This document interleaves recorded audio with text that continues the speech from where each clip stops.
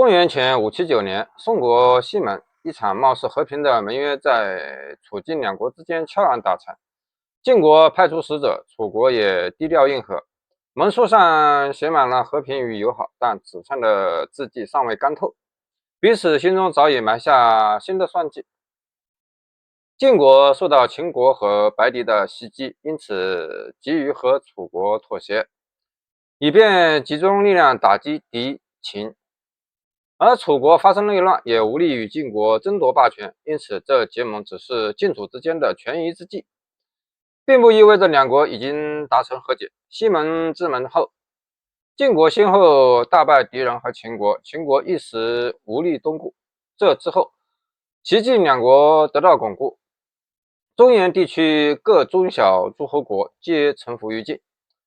南方吴国和晋联手，共同抵制楚国。晋国在争霸的斗争中占有明显的优势，而楚国在晋国打击秦国时遵守盟约，没有出兵救秦，使得晋国势力更盛，使自己陷入被动。公元前577年，郑国仗着有强大的晋国撑腰，率军攻打许国，结果被许国打败。郑成功不甘心，又马上亲征，率军攻打许国。攻入许国国都外城，逼得许国把叔孙的分田割给郑国求和。许国是楚国的亲国，楚国当然不能容忍郑国这样欺负许国，于是楚国决定攻打郑国，间接与晋国争夺霸权。公元前575年，楚国答应把汝阴之田送给郑国，向郑国求和。郑国又背着晋国投靠楚国。郑子涵率军攻打宋国，在卓备被宋国打败。郑国组织军队反攻，在韶陵打败宋国。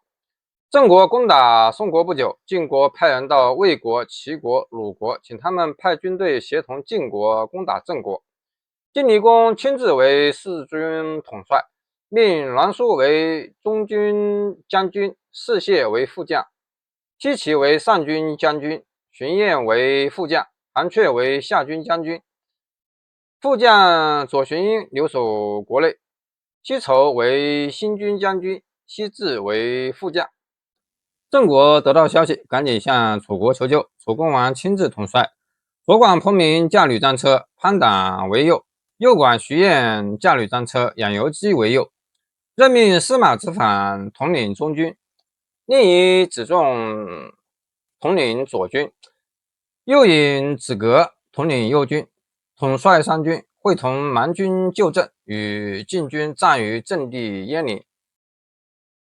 楚军到达鄢陵后，晋国的盟国齐鲁卫的军队还在往鄢陵来的路上，于是楚军的统帅决定趁晋国还没和盟军会合之际，集中优势兵力击破晋军，速战速决。当时正是6月29日，是古代忌讳用兵的日子。楚军趁晋军不备，借着黎明的浓雾，突然逼近晋军营垒。楚军逼近，晋军营前有大片泥沼，无法出动兵车应战。盟国的援军也还没到达，形势非常不利。中军将军栾书认为楚军轻浮急躁，不能持久，3天后一定撤军，主张固守，等他们撤退时再出兵袭击。但新军副将西至则认为楚国军队不整齐，次序混乱，且将领之间有矛盾，因此主张出击。晋厉公认为西至分析得很有道理，于是决定不再固守等待援军，立即与楚军决战。为了扩大军队活动的空间，晋厉公下令在营垒中把井填上，把灶铲平，疏通队伍之间的行道。战前，楚共王在大宰伯州离的陪同下登上瞭望车，观察晋军的动静。伯州离是晋国大夫伯宗之子，伯宗贤达好直言，他不满于西氏家族独揽晋国军权，建议晋厉公抑制西氏的权势。西氏便以诽谤朝政之罪将他打入大牢，并驱逐了伯州离。伯州离逃到楚国，担任大宰之职。楚王就晋军的动向询问伯州离，伯州离则向楚共王一一解释晋军活动的目的，把晋侯亲兵的位置指给楚共王。但是楚军观察敌情时，并没有判断出晋军的作战意图，因此也没有做相应的准备。晋军方面，晋厉公也在苗贲皇的陪同下登高侦察楚军的情况。苗贲皇是楚国权臣窦交之子，楚庄王在平定若敖氏叛乱时杀了窦交，苗贲皇则逃到晋国，晋赐以苗衣。苗贲皇熟悉楚军内情，认为楚军的精锐是在军中的王族部队，兵力强大，而左右军分别是郑军和蛮军，军心不齐，队列不整。于是他向晋厉公献计，改变晋军阵型，制造出中军薄弱的假象，又使楚左右军进攻中军，等楚军陷入包围时，再集合上下军精锐之力，配合中军，聚而歼之。晋厉公欣然采纳这一建议，并依据这一建议制定了作战方案，然后下令改变原有的阵势，让中军主将和副将各自率领一支精锐部队补充到左右两翼的军队中。部署完毕后，晋军就冲出营垒，从营前离早的两侧向楚军发起进攻。楚共王果然中计，以为晋中军兵力薄弱，于是率楚中军进攻。晋军顽强抵抗，晋将魏齐射中楚共王的眼睛，楚共王给养由基2支箭，命他射魏齐。养由基一箭射中了魏齐，魏齐当场毙命。养由基带着另一支箭去向楚共王复命，楚共王虽然眼睛被射伤，仍忍住疼痛，坚持在阵前指挥作战。